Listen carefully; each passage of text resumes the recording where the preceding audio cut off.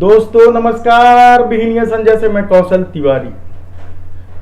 प्रधानमंत्री नरेंद्र मोदी ने अपने कार्यकाल का 8वां साल भी पूरा कर लिया।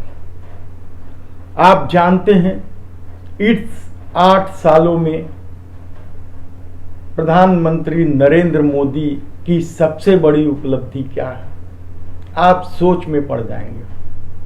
और कांग्रेस भी उन उपलब्धियों को बता नहीं पा रही है। कांग्रेस ने तो एक औपचारिक रूप से 8 साल में 8 असफलता, 8 बिंदु देश के सामने रख दिया है। अच्छे दिन के वादे के साथ शुरू हुई इस सफर में बहुत कुछ नया रहा। शायद यही वजह है कि इस नारे को भी जोरदार ढंग से उछाला गया कि देश बदल रहा है। निश्चित रूप से देश ने बदलाव नए ढंग का देखा है, लेकिन आज हम बात करेंगे मोदी सरकार की सबसे बड़ी उपलब्धि का।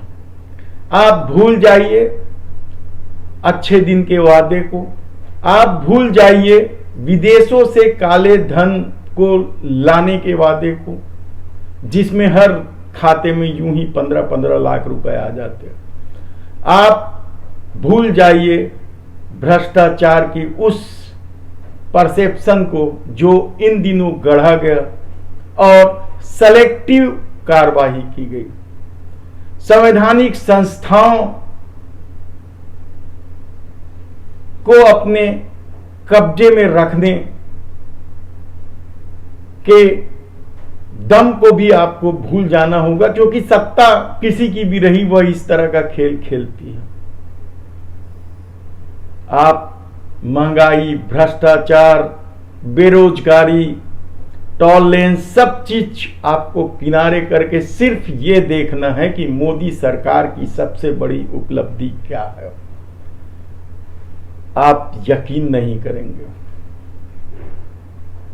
कि मोदी सरकार की सबसे बड़ी उपलब्धि क्या है।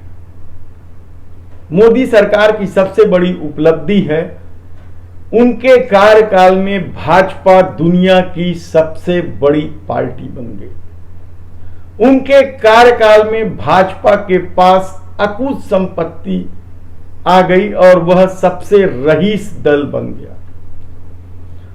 वह भाजपा सबसे ज्यादा चुनाव में खर्चा करने वाली पार्टी बन गई और इन सबसे इतर भाजपा के लगभग 200 से अधिक जिले में भव्य कार्यालय बन गए। यही नहीं, आरएसएस के भी आनुवांशिक संगठनों के कई जिलों में और कुछ जिलों में तो अलग अलग संगठनों के भव्य कार्यालय बन गए। यह क्या कम बड़ी उपलब्धि है। 8 साल की इस उपलब्धि को नजरअंदाज कोई कैसे कर सकता है, जबकि पूरी पार्टी इसी उपलब्धि को हासिल करने में लगी थी।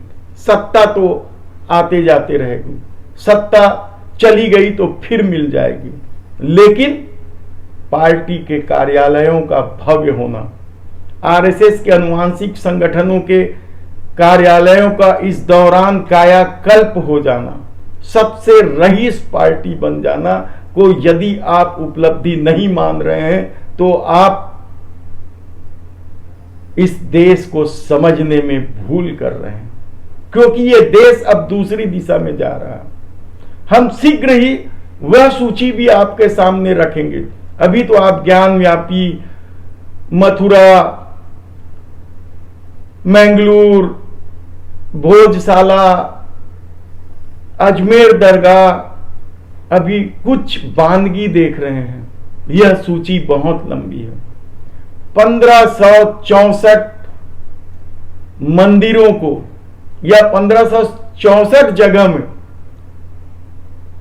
हिंदू और जैन धार्मिक स्थलों को औरंगजेब ने आज से कई 100 साल पहले औरंगजेब ने ध्वस्त करके वहां अपने धर्म धार्मिक स्थल की स्थापना की थी। यह हमारी सूची नहीं है, यह विश्व हिंदू परिषद ने जारी की थी। और इस सूची पर आप यकीन करेंगे तो आने वाले दिनों में हर प्रदेश में इस तरह के विवाद आपको देखने को इसलिए मिलेंगे क्योंकि 2024 में लोकसभा का चुनाव है और हिंदूवादी किसी भी हाल में यह चुनाव हारना नहीं चाहते हैं, क्योंकि 2025 में राष्ट्रीय स्वयंसेवक संघ यानी RSS अपनी स्थापना का 100वां वर्ष मना रही है।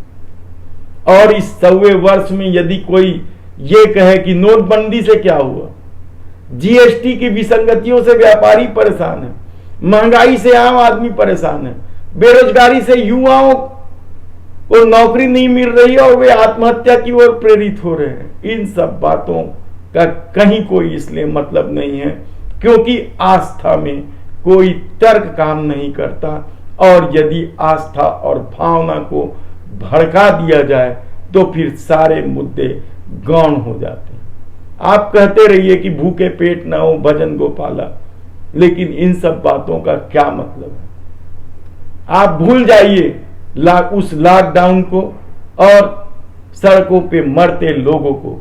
आप भूल जाइए उस कोरोना काल में ऑक्सीजन के अभाव में अस्पतालों में दम तोड़ते लोग, गंगा में बहती लाशें आप भूल जाइए और चिताओं की लंबी कतारें आप भूल जाइए, क्योंकि यह दौर झूठ और अफवाह के सहारे नफरत के जो बीज बोए गए हैं उसमें फल लगने के दिन है, उसे फलने फूलने के लिए प्रेरित करने के दिन है।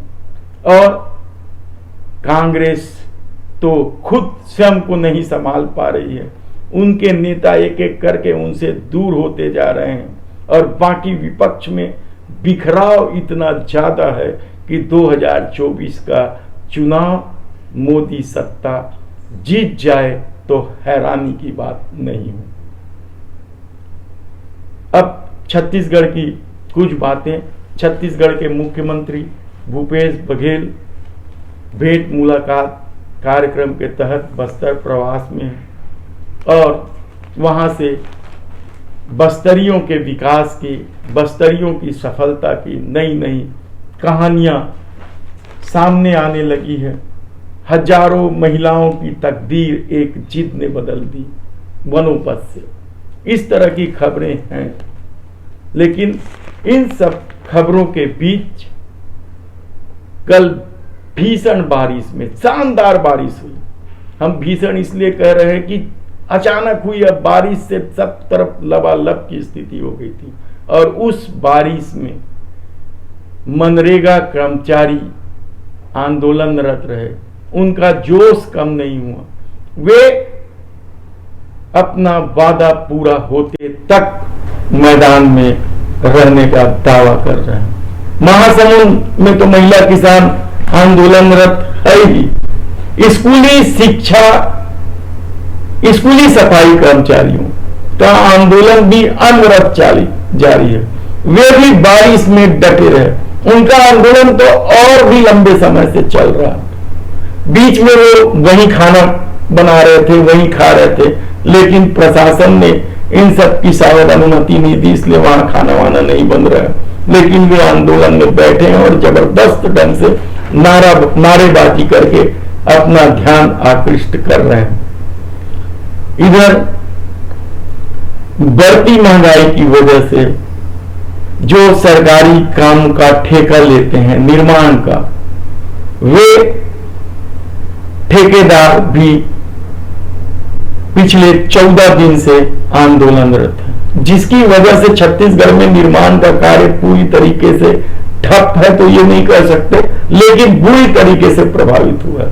और आने वाले दिनों में ठप हो जाए तो कोई आश्चर्य की बात नहीं, क्योंकि हर विभाग निर्माण के लिए जो टेंडर निकाल रहा है उसे ठेकेदारों ने बहिष्कार कर दिया। और यह बहिष्कार को लेकर प्रशासन क्या कर रही है, इसकी भी कोई खबर सामने नहीं आ रही है। लेकिन इस सबसे इतर छत्तीसगढ़ की राजधानी रायपुर में राष्ट्रीय रोलर स्केटिंग रेकिंग प्रतियोगिता 17, 18 और 19 जून को होने वाली है। छत्तीसगढ़ रोलर स्केटिंग संघ के महासचिव किशोर भंडारी ने यह जानकारी देते हुए बताया कि भारतीय रोलर स्केटिंग महासंघ द्वारा रोलर स्केटिंग खेलों हेतु छत्तीसगढ़ में एकमात्र मान्यता प्राप्त संस्था है जिसे यह अधिकार दिया है। रोलर स्केटिंग को 1990 में भारत सरकार ने मान्यता दी थी और तब से भारत के खिलाड़ी देश विदेश में अपनी उपस्थिति ही नहीं दर्ज करा रहे हैं बल्कि मेडल भी लेकर आ रहे हैं। छत्तीसगढ़ के भी एक खिलाड़ी ने राष्ट्रीय और एशिया के स्तर पर तेज मिश्रा ने जोरदार प्रदर्शन किया है।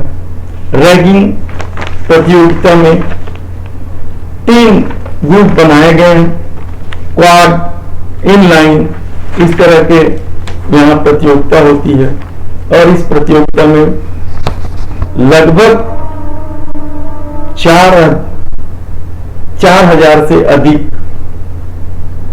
प्रतियोगिताओं को भाग लेने की संभावना है। भारत के स्तर पर 32,000 स्केटर रजिस्टर्ड है। 1926 में इसकी स्थापना हो चुकी थी और 1955 में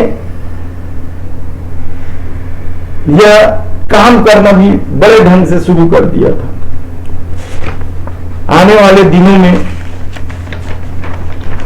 राजधानी और छत्तीसगढ़ के लोगों को शानदार रोलर स्केटिंग देखने को मिलेगा। यह इस पूरे प्रतियोगिता में निजी संस्थाओं की भागीदारी है। कांग्रेस भी के खेल प्रकोष्ठ विभाग बड़े जोर शोर से हिस्सा ले रहे हैं।